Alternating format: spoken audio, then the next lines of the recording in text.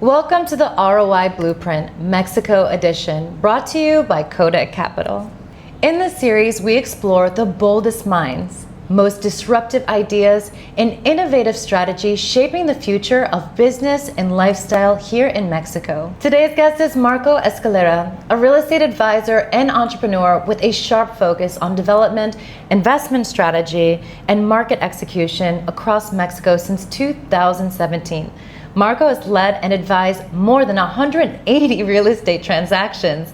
He is the founder and CEO of Cayoba Listings, a real estate agency and development company here based in Tulum, Mexico, and the owner of Grupo MA, now expanding its presence in Oaxaca, Baja California Sur, and even Madrid. His work blends data-driven strategy and design-forward thinking. And he's also an active investor in hospitality, lifestyle ventures across the region of Mexico. Marco, it's a pleasure to have you here on ROI Blueprint. Thank you for joining me today. Thank you for having me here. It's a pleasure. Thank you.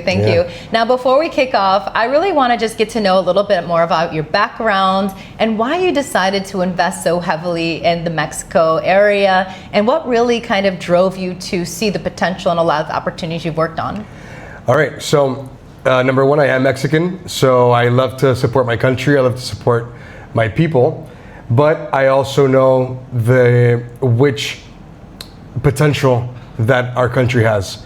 We are a very high-ranked destination in the world, especially here in the Riviera Maya. Yeah. And back in 2016, it was when I knew that this was a place where I wanted to grow. Wow. Not only as an individual, but as a professional. I always knew that if you follow the hippie, that's the way to go, because a lot of touristic destinations in Mexico have potentially grown that way. No? Wow. We've seen Playa del Carmen, now Oaxaca. 9-10 years ago, Tulum was probably not on many people's radar or map. And today, I think it's a very popular and attractive destination, not just for investors, but also for people who just want to live here and maybe turn this into a hub of living here. There's a nice lifestyle, but there's also connectivity to the rest of the world. Yeah. So you can live here and invest here, but also be in other places of the world in a matter of hours. Agreed. And I love how you said recently, look to the west coast of Tulum, because there's so much to do, and people, I don't think, understand that Tulum has this beautiful community here of expats and nomads that want to explore and want to be able to explore more than just like what people know Tulum to be, but actually see the cenotes and things that are further more to the west side, and see that community of La Valeta and everything more to the west side as well. Definitely. Tulum is more than just a hotel strip. Yeah. And hotels built with little wooden sticks, no? There's so much to do here. You have activities in the jungle. There's activities, as you mentioned, cenotes. Yeah. There's caverns. Yeah. There's wildlife. You can do pretty much anything you want that is within the reach of the jungle. Exactly. No? Now, why the West Coast? Because if you go towards the East Coast or the east side of Tulum, we bump into the national park, which is El Parque del Jaguar. Yeah. We can't grow more past that. So if we go north, and you're getting a little bit too far from town, and that's going to be a more industrial growth. So if we go to the west, you have, as you mentioned, the cenotes, you have the lagoons, but also the growth is going towards that side with commerce. Okay. No? We like have the mall. I think it's supposed to be some more bigger projects, right? Exactly. Yeah. Our first movie theater. Oh, yes. So that's fun. Oh, that's exciting. That's exciting for maybe you want to go to the movies and not keep it so jungly. Can you believe I go to Playa del Carmen just to go to the movies these days? I do believe you, because the Puerto Aventuras movie theater is all in Spanish. Yeah, and we also do have like the outdoor movie theater here, but it's like very rare that it's actually like not raining or something like that. Definitely. And I love that you are a visionary, because now there they're actually investing over $40 billion in Mexico, particularly in the infrastructure and the government here to be able to create more railroads and things like that to make it more of a living condition for people all over the world. Not saying it's not a living condition now, but just bringing up to date a lot of the things like roads and infrastructure there. And so that's amazing that you were able to be such like a foreteller of the best places. So one thing to know is follow the hippie, and number two is to go to the west side of Tulum to really find those beautiful areas and the cenotes. So now that we're kind of covered those places there, when it comes to like your pre-development planning, you have this unique method you've developed over the last 10 years of like, you know, infrastructure, business operations, finance, legal, all these components need to kind of move like a well-oiled engine. Can you tell me about these philosophies you've created and these systems that you've kind of put together at the projects that you've worked on? Of course. Putting together a project is not only about how beautiful it looks, that's very important, or finding your niche market, which is also very important. Yeah. But you also want to have the planning of the whole, how are you gonna get to build that beautiful structure? Yeah. No, it's beyond just steel rods and bricks and concrete. Yeah. You need to have a foundation. And when I say foundation is you need to know what strategy you're going to go through for permitting, licensing, and all that, because most developers that are coming from other countries, there can even be a language barrier.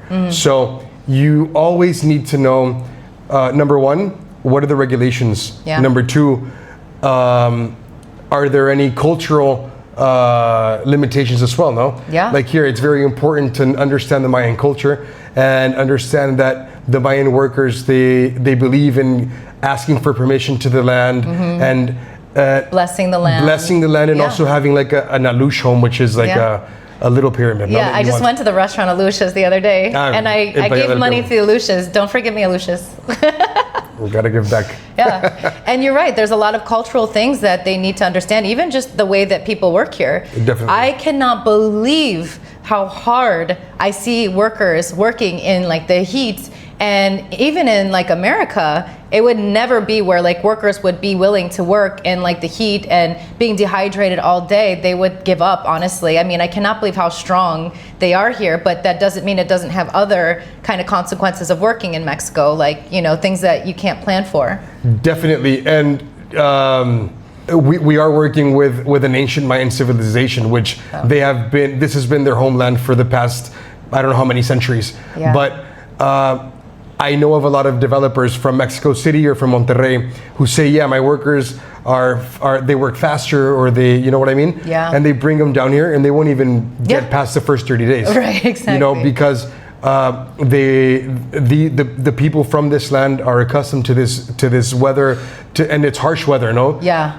Not only is it hot, but there's also a lot of salt in the moisture. Yes. So you have to take care of your materials, but we can get into that later. But what's a fact is that there has to be a planning beforehand. Yeah. No, it is not the same thing to develop in the U.S., in Europe, right, or even neighboring countries such as, I don't know, Costa Rica.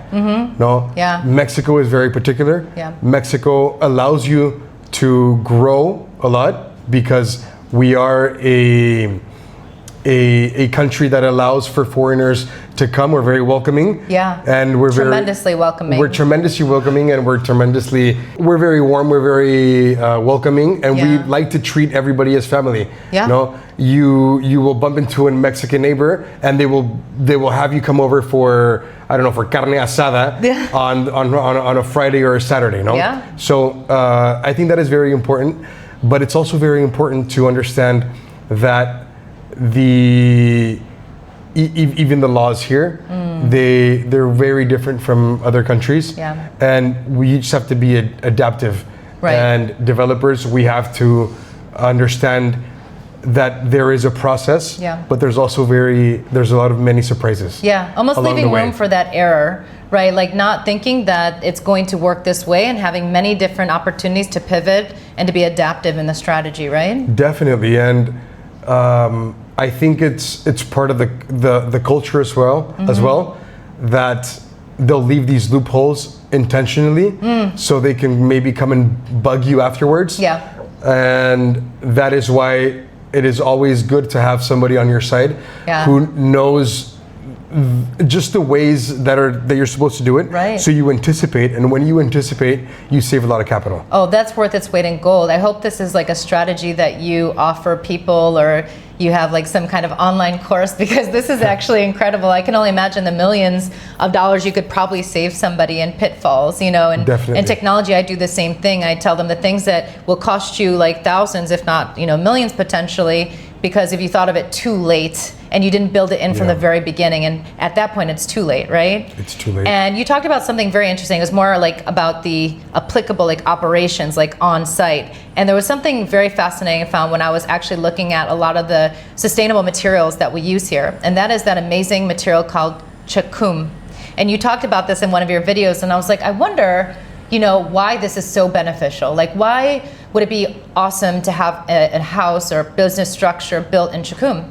And then I started looking at the fact that World Health Organization says that in most homes across the US have 99% contamination from synthetic materials, from paints, from all these things. And there's over 3 million deaths a year prematurely from mold, from chemicals in your home, all these things that people are like invisibly breathing in. But with chakum and the traditional styles of Mexican building, you eliminate so much of that need for synthetic material, and you have actually a natural ventilation process with this chakum. Can you tell me more about this? Yes, I think that in the Mexican way of building a home is a lot different from the U.S. I cannot speak about any other country because I did live in the U.S. for 21 years, and just the way that everything is prefabricated over there, and everything is built in a facility, and then it's taken to your home, so your home is just another box on the block. Here, as you can tell, and it's sitting right behind us. You have natural woods, you have quartz countertops that are cut on site and that are fitted to your needs. Now, specifically chakum. Chakum, as you know, is a natural resin. So that is what Mayans used to cover the pyramids in. And it is not only a weatherproof material that you can wet it all day long and the water won't go through, but it is also a heat repellent. So it neutralizes the temperature indoors.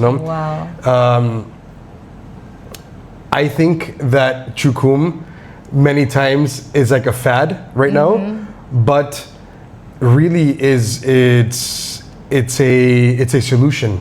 No, because you take away the paint, which is toxic.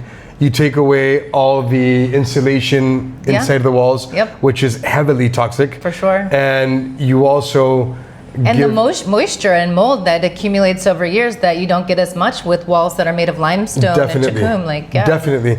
And it ages beautifully. So at the end of the day, you have a building that over the years, it doesn't look beaten up, but it gets more character. Beautiful. Kind of like the pyramids, that have been standing there for thousands of years. The Mayans are genius people. I mean, when you think about what they created and all the amazing sustainable materials that are built or created locally here in Mexico, it really is a game changer. And I wish I would see more people all over the world using some of these sustainable methods.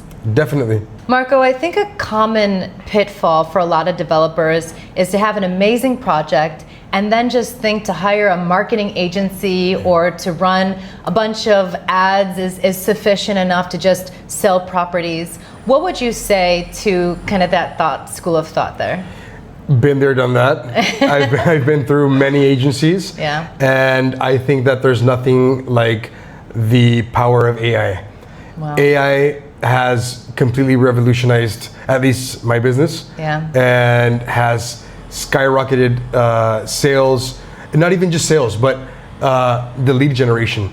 And actually taking care of those leads and following up with those leads is something that it sounds weird now, but maybe a person can't do and can't keep up with the I'm in different time zones and everything, rather than AI is just constantly like on the ball. Yeah, it sounds like a contradiction to say that a human can't do very weird. that, because we still think of that as human work. Of course. But when you really think about the fact that, like, you know, human can only be so limited, and when we want to like really kind of, I think, re-envision the way we want to do business in real estate, it should be for connection, like what we're doing right now, in person, talking about our needs, showing you a property. Everything else really can be done online through the power of AI. Definitely. And so I think when you talk about how it's increased like more leads for you, helped you get more sales, can you tell me more about that?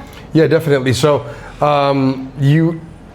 when a lead comes in, you always want to contact that lead within the first 3 minutes. Yeah. And I mean, humans or people, we need to take care of our necessities. Yeah. So you might be cooking while you get a lead assigned, and by the time you look, 15 minutes have passed. He's gone. And he's gone. Yeah. And I've been on the side of being a lead, so maybe you're interested, you get like an interesting ad, you say that you're interested, and you get contacted maybe an hour after, and I don't even remember that I left my information there. Yeah. So just shortening that time frame and just being there and exploring that lead so you can get their information and what they need. And then afterwards, as you said, having a team member on board and maybe like landing that video call or whatever, that makes that lead or that person feel like, hey, I'm getting taken care of, and I'm important to them. Exactly. So why shouldn't I open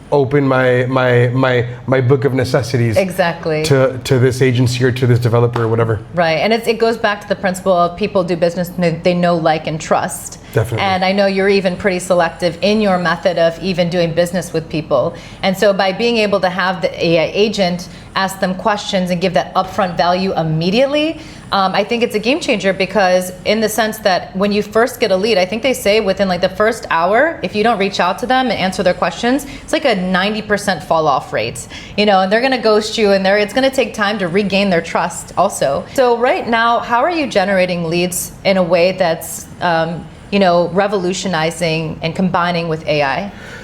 We do have a great team, like a physical team. And they work very hard to create the ads and everything, but we do use AI to generate the ad campaigns. Perfect. And to niche the perfect audience, right? The perfect, and it is perfect. Because at the end of the day, if maybe a year ago when we weren't using these tools, these powerful tools, it was more like a coin toss. It's like, okay, this ad worked, but this one didn't. Exactly. And then so you start perfectionizing. And optimizing, and like with optimizing AI. the budget. Perfect. And you see that budget, instead of going up, it's going down. Definitely. Right, because the AI is knowing how to optimize it and giving you recommendations over time to give you more and more of those perfect leads. That budget can go up. But it's going to be more up in the right way, because you're spending more, but you're getting more. Exactly. And you're getting a lot more answers and answers in the sense of the forms that they have to fill out. Because the communication is like on spot. But also we're landing a lot more video calls. Perfect. Now, you have a great project, which I think is revolutionizing the real estate market. And it's just a matter of, I am one person with 24 hours in my day, and I can only message one person at a time. Now, what happens if you message 100 persons in an hour? Exactly. Or game leads changer. In an hour. That's the game changer that we're looking for right now in this industry. And even better, if that person could think, or that thing could think like you, act like you, talk like you. And when you're replicating your own clone, you can actually take your conversations with your wife, your conversations with your friend, and you can download them into the agent. And now it knows your nuance, your characterisms, your euphemisms that you use, and it's able to actually kind of think like you. And then you give it all the data that you have access to. And instead of you driving your car and you're fumbling through your phone trying to answer a question, you're looking up data models and specs and information and ROI, you're able to just be like, okay, the agent knows all this stuff, and it takes a fraction of a second to look it up. It's a game changer. And there's also a very beautiful side to this. I am a father, and AI allows me to be more present with my kids, with my two boys, or just in my personal life, by not having the phone with me the whole time answering, so I can be selective to say, okay, I have, out of 100 leads, I have maybe 10 who are willing to take that video call, and instead of having to divide my time into 100 persons plus my family, now I'm able to like live more for sure and work smarter. You know, it's funny because you don't need to make that same sacrifice anymore where you're like, do I have family or wife time, or do I want to close this deal and get money from my family? Whereas before you used to have to sacrifice that. You used to get one or the other. And that's why I always say AI is the age of abundance. We're in Tulum. We believe in abundance. We believe in manifestation, all these great things. And now we have something that is the closest thing to like manifesting like abundance. And that's the fact that we now have like this awesome opportunity to say, okay, I can put my phone down and business is still running. Definitely. Bookings are still coming in, but not the same bookings as I used to get. Bookings that are so qualified, they're so informed, and they're so ready to talk to me because we've been answering their questions for 3 days. And now they're the best type of client to talk to because all of that mess, all of that kind of like shuffle that happens, redundancies and kind of those things that you answer for everybody, that's out the way. And now you can get to business when you're on the call, right? And even if you're traveling. Yeah, traveling so, too. Which is great. Yeah. No, I want to be on the other side of the world. Yeah. But maybe selling in Tulum. Yeah. And that's the way that it's being done today. Yeah. Do you ever, Marco, have that feeling where like you're seeing your kids playing or you're with your wife and you're thinking, wow, I'm so happy that I have like an assistant always working for me, and not just like a human assistant that you're like, I don't know if they're working or on a smoke break or whatever, but like an AI agent that is working for you 24/7? I think that's peaceful. Yeah, it is. It's very peaceful. Awesome. Yeah, it gives me peace. It's a peacemaker. It's it's definitely like a facet of freedom to have an AI agent. I think we'll all see people evolving into this world of having, themselves a personal AI agent, and that can do things like book appointments, ensure that even I know a new AI agent will know when your heart rate is higher and say, what's going on? What can I do to help you right now? You're stressed out. So like these are really cool things, and we could think of them as an extension of our highest self and an ability to optimize our performance every day and take away all the redundancies that happen every day that we don't need to handle, Definitely. Yeah. So I'm excited to talk to you more about strategy, and I'm curious to know, have you ever failed at a project, and can you tell me about that experience? Definitely. I think failure is the perfect formula for success, because at the end of the day, if you don't fail, then you do not know what the highs and lows are. So you can't measure. You're not able to measure your success if you don't fail. So failing is not bad. Failing is part of a learning procedure, and it's a path so you can get to those goals. Now, what I do believe in is maybe having a better structure and better planning and that strategy. I love strategy to where you might not fail as hard. Yeah. So, and it's also learning from your mistakes. At the end of the day, if I am a consultant for developers, I will not have them go through the same failure path that I went through, maybe, or that I've seen others go through. And it's a matter of, okay, let's understand what your project is. Let's understand what your goals are, how you want to get there. And once we have that planned out, then we can go ahead and build a business plan and the strategy to go ahead and execute. Yeah, is that something you offer as consultations? Of course, that's my Oh, that's amazing. Yeah, I feel like I can tell. So you will know, and I'm curious to know, when you're doing this work with development companies, how do you know when it's that beautiful sync where everything is flowing and it's just working like an engine? What are the indicators that you look for to know like a company and a development company is ready to like launch, or they're set up for success? Number one, I am in the position to listen. So I have to absorb information and understand, where do you want to get to, how you want to get there. Do you have the capital? Are you going to raise the capital? Are you going to go on a pre-sale? Once we have that all settled out, then I have to just make sure that your thoughts and your ideas go in sync with the project that you're developing. Right. Because if those two don't match, then we have a problem. Yeah, it's kind of like expectation versus reality. Definitely. You have to kind of combine the two. So it's put your feet on the ground, and let's speak with realistic thoughts and methods. No? Yeah, agreed. Now,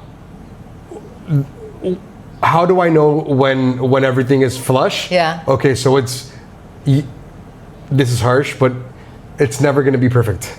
Okay, so accepting the flaws. There's always going to be something going on, especially if you're a real estate developer and if you're building, you're constructing.